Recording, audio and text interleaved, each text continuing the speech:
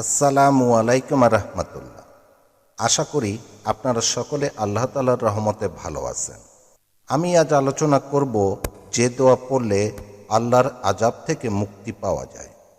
আসুন জেনে নিই। মহানবী হযরত মুহাম্মদ সাল্লাল্লাহু আলাইহি ওয়াসাল্লাম আল্লাহর আযাব থেকে বাঁচতে নিয়মিত ছোট্ট একটি দোয়া পড়তেন। হাদিসের বর্ণনা থেকে তা সুস্পষ্ট। এটি ছিল উম্মতে মুহাম্মাদীর জন্য অন্যতম শিক্ষা। কি দোয়া পড়তেন বিশ্বনবী? হযরত হুযায়ফা ইবনে ইয়ামান রাদিয়াল্লাহু আনহু বর্ণনা করেছেন, যখন নবী সাল্লাল্লাহু আলাইহি ওয়াসাল্লাম ঘুমানোর ইচ্ছা করতেন, তখন তিনি নিজের ডান হাত মাথার নিচে রেখে বলতেন। আমি দোয়াটি ভিডিও স্ক্রিনে দিয়ে দিয়েছি, আরবিতে ও বাংলা উচ্চারণ সহ। আপনারা দেখতে পাচ্ছেন।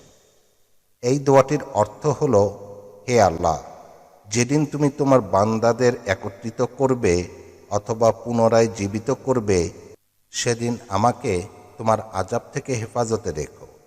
সূত্র তিরমিজি।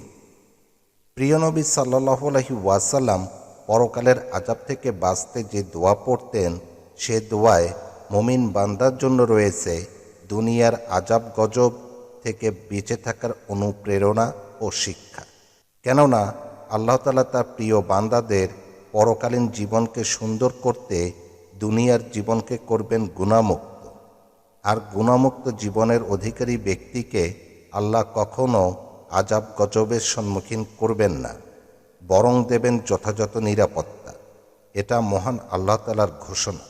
সুতরাং মুমিন মুসলমানের উচিত দিনের কোনো সময় এ দোয়াটি পড়ার সুযোগ না পেলেও অন্তত ঘুমানোর সময় হাদিসের বর্ণনা মোতাবেক ডান হাত মাথার নিচে রেখে এই দোয়াটি বেশি বেশি পড়া।